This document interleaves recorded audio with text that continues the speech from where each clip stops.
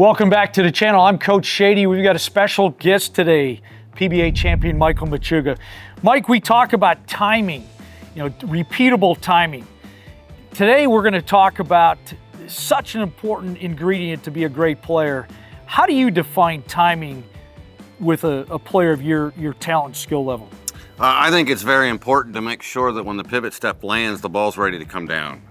Not to have those contradicting forces where you've got the lower body going forward and the swing pulling back and up against it. I think it's important to get those in sync.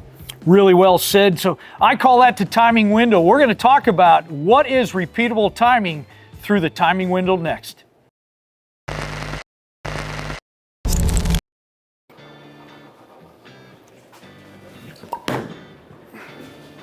So we've got Michael here in a pivot step position, and he's going to put the ball at the top of his apex as if he's going from his fourth step into a slide. Here is the timing window we talked about. This window, that slide foot, has to begin forward movement toward the pins somewhere in this window. So when the ball's starting to come this way, that foot is moving in this window. Let's back up and look at that one more time. The ball's at the top of the apex. The ball's going to eventually come down. His foot's starting to begin forward, and you can see where that ball's starting to come down. Now, let me define what early timing is. Mike's going to get back in this position. He's got no movement with his slide foot, and the ball's already coming down. That's early timing. It's going to create a lot of different challenges at the foul line. Now, let's look at late timing. Mike's in this window. Let's back up a little bit. Go back. And the ball, before his foot's even going into that space, stay right there. The ball's continuing to go up. He's going forward, and the ball had no downward movement. That's late timing. Again, many different challenges once you get to release. Now this, we see his repeatable timing. One of the better physical players of all time. As Mike gets to the top, you're going to notice when that foot's starting to go forward, the ball's coming down with it. That's what we're all after right there. So go out and check your window. Put a video on it. Check to see that you've got downward movement somewhere in that space. And if you do, you've got repeatable timing. If not, we're going to talk about that next, how to fix late or early timing. So example number one, we're going to have Michael show us early timing. Mike, explain how you're going to do this.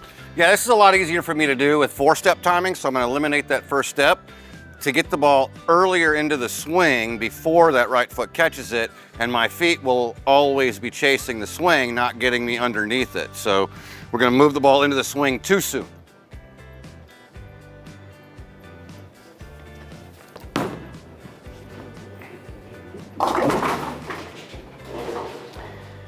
So you could see, Mike, how the ball got ahead of your feet. The ball was coming down. When you got into this window, the ball was already coming down before you had forward movement. Some of those, that early timing really creates a lot of inconsistencies at the bottom. How do we clean that up to get you later so you're synced up in our timing window? Yeah, one of the things I really key on with my girls who have earlier timing is to make sure that that right leg has got all of the weight before the ball drops into the swing. Their habit is that it's going into the swing before the right leg chases it. Make sure that right leg's got it, and then the ball drops. That's perfect. So make sure that, again, in the front, that you're synced up, the ball doesn't get ahead of your feet. That way you're synced up in the timing window, as we call it, repeatable. Coming up next is Mike's going to show us what late timing looks like. So example number two, we're going to look at late timing. Remember, that's the windows, the ball's still going up before I go forward. Mike, tell us how you're going to do that. Yeah, again, I'm going to go to four steps. I'm going to eliminate that first one, and I'm going to take my push away step before I initiate the push away, which the right leg is then going to grab all of the weight and go into the walk by step before the swing drops in, making it very, very late.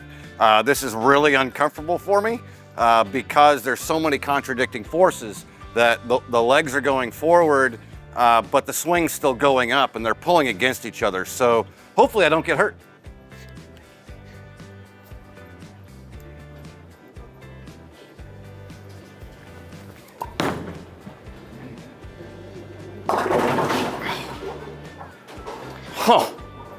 That looked like it hurt a little bit. It was not comfortable. So you could see how, you know, the ball was getting into the drop, that space in your swing much too late. And then as you got close to the window there, it just wasn't synced up that we talked about going forward.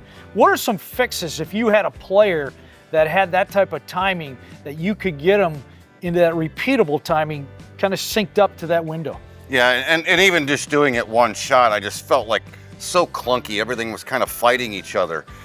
So in my teachings, I would be making sure that the ball is starting to drop into the swing and actually trying to get into the backswing before that walk-by step, the left step, passes the right. Making sure that the ball is into the swing and then the right leg grabs it. Almost try to make them a little bit early to get rid of that lateness. So if I got that right, we talked about early, we talked about late. So basically earlier timing, when you're too early here, the ball's got to get later into the swing. And then the later timing, when the ball's still going up in the window, the ball's got to get sooner into the swing, correct? Correct, yep. And I always think that people with earlier timing have looser swings, but they don't have as good a leverage with their legs. And vice versa, the later swing, there's more muscle involved and more pull at the foul line. Really well said. So we looked at both early and late timing, and now we're going to talk about just some training to clean that up so we get into that repeatable timing, the window of timing. Mike, explain the first thing you would tell your players, because this is going to work both for early and late timing. It's the same type of training. Kind of explain how you talk to your players. Yeah, I like to think of it as cogs on gears, right? The click of the elbow, and that is what initiates the swing, should marriage the heel and the toe of the right step. That click is perfect timing. People that are late tend to land that foot and then extend the elbow. People who are early get the elbow extended before the right leg does take the weight. So for somebody who is early, since we did that one first, early, you're going to want to make sure that the right leg has got all the weight before the ball drops into the swing.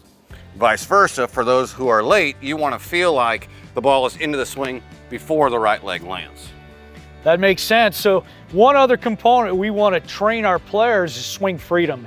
And there's a great drill. We've done a previous video on this, and we call it the Machuga drill. Let's show our viewers one more time what that drill looks like, because you got to have swing freedom if you want repeatable timing.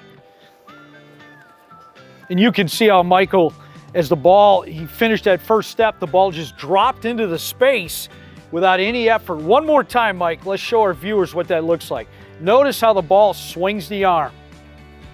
That creates perfect timing. So go out, train with these type of tools that we just showed you, and you'll start syncing up in the timing window. So there you saw the timing window, Mike, and you mentioned it.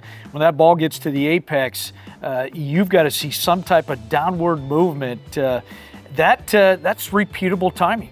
Yeah, it really takes the restriction out. There's less movement where you're pulling back and pulling down. If that's already going down, it creates a very free swing and allows you to get perfect leverage. This guy's got it. You see how his foot in that little window box that we showed you, how the ball was coming down. You go out and either clean up the front earlier or later, get that window so it's synced up, and you'll become a better player. Hey everyone, thanks for watching our video today. Hopefully you learned something you can apply to your game. Do us a favor, like this video and subscribe to our YouTube channel so that you can be notified every time we drop a new video. Also, if you'd like to get backstage access to our coaches, you can join our online community at backstagebowling.com. Use the coupon code SAVE20 to save $20 off an annual subscription. Thanks, and we'll see you on the next one.